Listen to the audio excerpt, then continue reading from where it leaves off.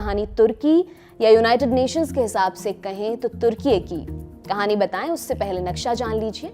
तुर्की waste Asia में बसा हुआ है। इसका एक छोटा सा हिस्सा यूरोप महाद्वीप में भी पड़ता है। ये दोनों तरफ से समंदर से घिरा है। उत्तर की तरफ ब्लैक सी, दक्षिण में भूमध्य सागर है। जमीनी सीमा लगती है 8 देशों से। ये 8 देश कौन से हैं? Iraq, Iran, Syria, Azerbaijan, Armenia, Georgia, Greece और बुल्गारिया। आबादी है 8 करोड़ 62 लाख।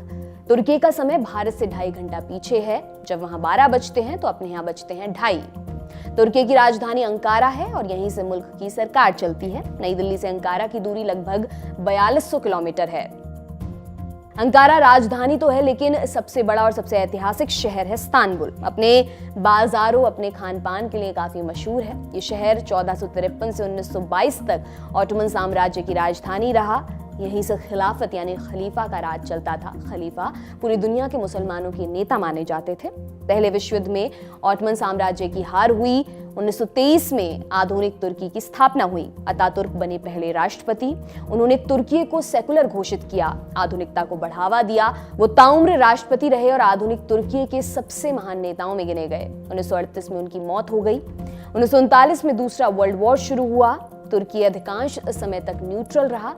फिर फरवरी 1945 में जर्मनी और जापान के खिलाफ जंग छेड़ी, मगर उसके सैनिक लड़ने नहीं गए। कुछ समय बाद ही युद्ध खत्म हो गया और उसी बरस अक्टूबर में यूनाइटेड नेशंस की स्थापना हुई। तुर्की इसके संस्थापक सदस्यों में से था। 1952 में वो नेटो का सदस्य भी बन गया। 1996 में वेलफेयर पार्टी की सरकार यहाँ पर बनी। 1922 के बाद ये मुल्क की पहली प्रो मुस्लिम सरकार थी। वे इस्लाम को राजकीय धर्म बनाना चाहते थे, मगर उससे पहले उन पर बैन लगा दिया गया। तुर्की के मौजूदा राष्ट्रपति रेसिप तैयब एर्दोआन इसी पार्टी के टिकट पर 1994 में इस्तांबुल के मेयर बने थे।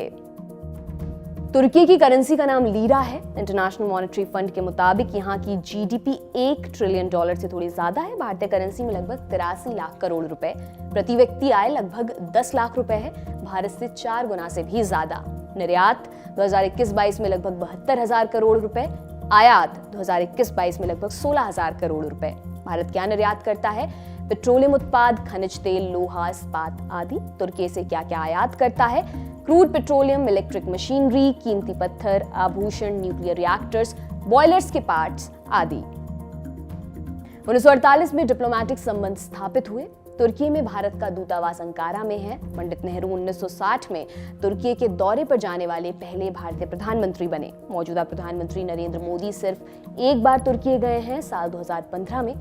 अक्टूबर 2019 में दूसरी बार जाने का प्लान बन रहा था, लेकिन आर्टिकल 370 पर एर्दोआन के बयान के बाद विचार त्याग दिया गया। अक्टूबर 2019 में भारत ने तुर्की की अनादोलू शिपयार्ड के साथ नेवल सपोर्ट शिप बनाने का प्लान भी कैंसिल कर दिया।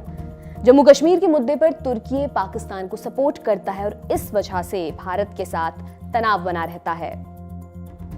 तुर्की में प्रेसिडेंशियल सिस्टम चलता है जैसे अमेरिका में चलता है, यानी राष्ट्रपति सरकार और राष्ट्र दोनों के मुखिया होते हैं। राष्ट्रपति का चुनाव कैसे होता है? डायरेक्ट वोटिंग के जरिए, यानी जनता सीधे वोट डालती है। विधायिका की शक्ति संसद के पास है। संसद का नाम ग्रैंड नेशनल असेंबली है। न्यायपालिका, कार्यपालिका और विधायिका से स्वतंत्र है, मगर उस पर सरकारी दबाव के आरोप लगते रहते हैं। तुर्की की मौजूदा राष्ट्रपति रेसिप तैयब एर्दोआन है और उनकी कहानी क्या है? फरवरी 1954 में पैदा हुए। पिता कोस्ट गार्ड थे। एर्दोआन ने खर्च चलाने के लिए जूस और पावर रोटी बेचे। इस्लामी स्कूल में दाखिला लिया। कॉलेज के दिनों में एक यूथ पार्टी के अध्यक्ष बने। मैनेजमेंट की डिग्री भी ली है। 1980 के दशक में वेलफेयर पार्टी ज्वाइन की। उनके टिकट पर इस्तांबुल के मेयर बने। 1996 में वेलफेयर पार्टी ने सरकार बनाई। 1998 में पार्टी बैन हो गई। इस बीच में एक दिलचस्प वाकया भी हुआ। दिसंबर 1997 की एक सभा में एर्दोआन ने राष्ट्रवादी कवि जिया गोल्ब की कविता पढ़ी। बोल थे, मस्जिद हमारी बैरक है, गुबंद हमारे हेलमेट, मीनारे हमारा भाला हैं और मजहब में विश्वास रखने वाले लोग हमारे सैनिक। उन पर धार्मिक भावनाएं भड़काने का आरोप लगा। जेल भेज दिया गया। मेयर का पद छोड़ना पड़ा। जेल से बाहर आए तो वेलफेयर पार्टी बंद हो चुकी थी। तब वर्च्यू पार्टी ज्वाइन की। कुछ समय बाद ये पार्टी भी बैन हो गई। फिर जस्टिस एंड डेवलपमेंट पार्टी, एके या आक पार्टी बनाई। 2002 में आक पार्टी ने संसदीय चुनाव जीत लिया। 14 मई 2003 को प्रधानमंत्री पद की शपथ ली। अगले 2 चुनाव और जीते और फिर आया 2014 का साल। वो पीएम के तौर पर चौथा टर्म नहीं ले सकते थे, इसलिए राष्ट्रपति चुनाव लड़ने का उन्होंने फैसला किया और जीत भी गए। जुलाई 2016 में अर्दोआन छुट्टियां मनाने गए। पीठ पीछे सेना के एक धड़े ने तख्ता पलट की साजिश रची।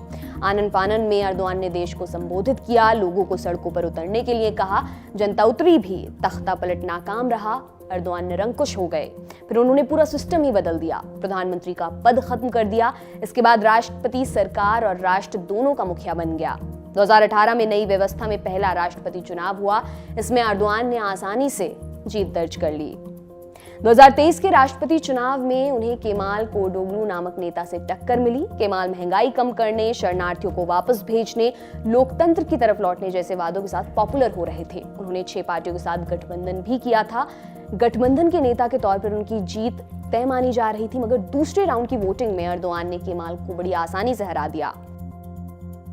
अर्दोआन 2003 से सत्ता में है। उनकी विचारधारा कट्टरपंथी इस्लाम की है। अर्दोआन खुद को मुसलमानों का सबसे बड़ा नेता साबित करना चाहते हैं। नेटो में होने के बावजूद उन्होंने व्लादिमीर पुतिन से दोस्ती बना रखी है।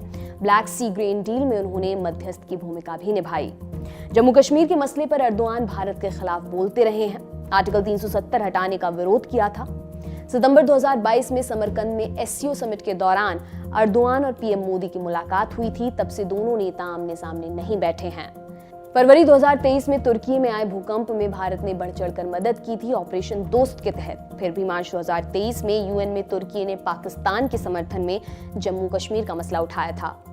G20 लीडर समिट में अर्दोआन का आना तय माना जा रहा है। तुर्की और अर्दोआन से जुड़े कुछ रोचक तथ्य भी जान लेते हैं। तुर्की इजराइल को मान्यता देने वाला पहला मुस्लिम बहुल देश था। तुर्की की 99% आबादी मुस्लिम है, मगर मुल्क संवैधानिक तौर पर धर्मनिरपेक्ष है। अर्दोआन